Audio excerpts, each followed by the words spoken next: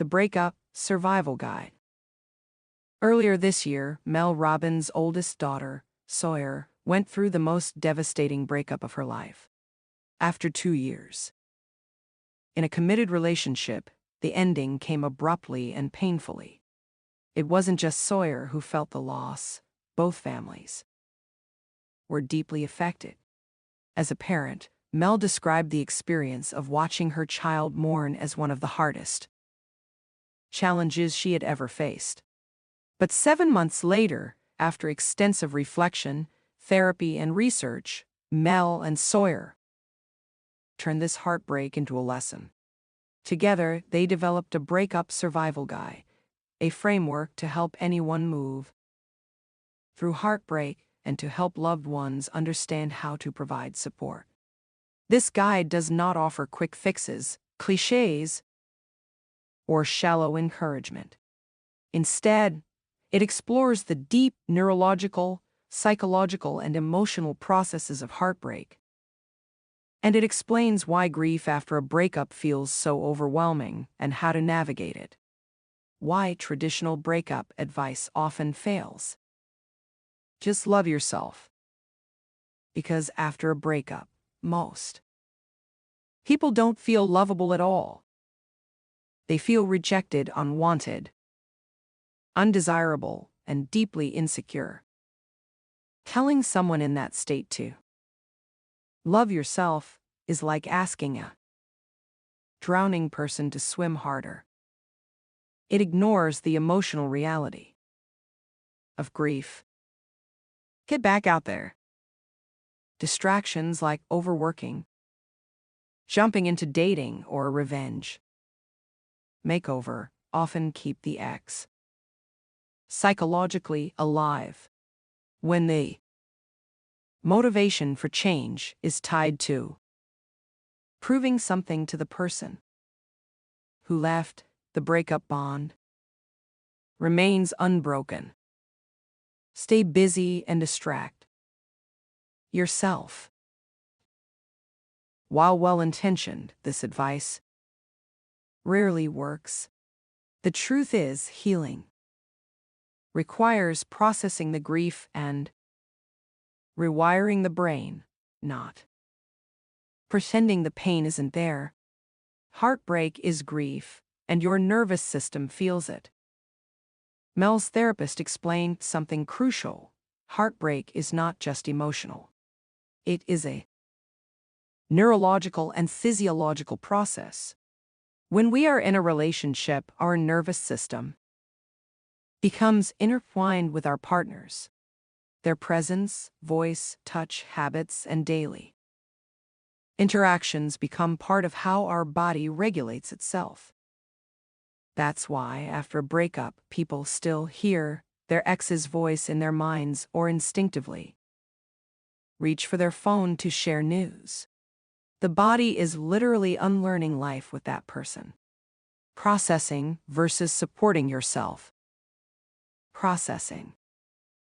Letting yourself feel the waves of grief, crying, journaling, remembering, and acknowledging the pain.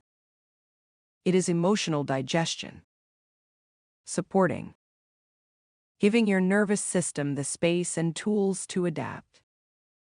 Through boundaries, no contact rules, self-care, and asking for help. Both are necessary. Endless crying without structure keeps you stuck. But trying to suppress grief with fake positivity also backfires. Healing comes from balancing the two. The 30-day no-contact rule. One of the most powerful tools Sawyer and Mel highlight is the 30-day no-contact rule. For 1 month, no texting, no phone calls, no social media stalking, no looking at old photos or videos, no listening to their voice memos. Why is this so critical? Because the voice, face, and daily presence of an ex are deeply coded into the nervous system. Even a Short interaction reactivates old patterns, pulling you backward in the healing process. Think of it like detoxing from an addictive substance. Every dose of contact restarts the craving cycle. 30 days of separation begins the neurological unwinding process. Sawyer admitted it was brutally difficult.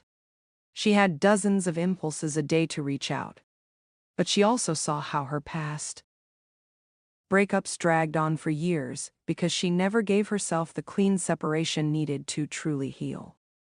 Why closure rarely comes from the other person. Many people crave closure. They want one last conversation, one more explanation, or reassurance that their love mattered. But as Sawyer discovered, closure almost never comes from the ex. Why? Because closure is not something another person can give you. It is the internal acceptance that the relationship has ended and that your nervous system must adapt to life without them. In fact, reaching out for closure often reopens wounds. Instead of bringing peace, it reactivates the attachment and prolongs the grieving.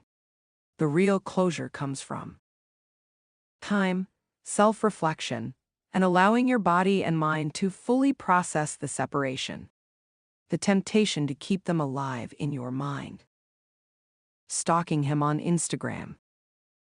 Posting photos, secretly hoping he would notice. Constantly bringing him up in conversations. Replaying old videos and photos. Fantasizing about his future with someone else. These behaviors may feel comforting in the short term, but they delay healing. Each time you do them, you keep the relationship alive in your nervous system. True recovery requires gently interrupting these habits and redirecting your focus toward yourself and your own life. The path forward, becoming a stronger version of you. Through grief, you learn resilience. Through loss, you learn the importance of boundaries. Through pain, you learn to rebuild your identity on your own terms. As Mel emphasized, heartbreak will be one of the hardest experiences of your life. But it also holds a hidden gift, the chance to grow into a wiser, more compassionate, and more self-aware version of yourself. Healing is possible. Sawyer's story is proof that healing is possible. It doesn't mean that memories disappear or the love never mattered. It means you build a new life where the grief no longer controls you. Final thought. If you are in the middle of heartbreak, know this: you are not weak, broken, or unlovable. What you are experiencing is a biological, emotional, and spiritual process that takes time. Give yourself compassion. Allow the grief. Honor the no-contact boundary. And trust that on the other side of this pain is a stronger, freer, and more loving version of you.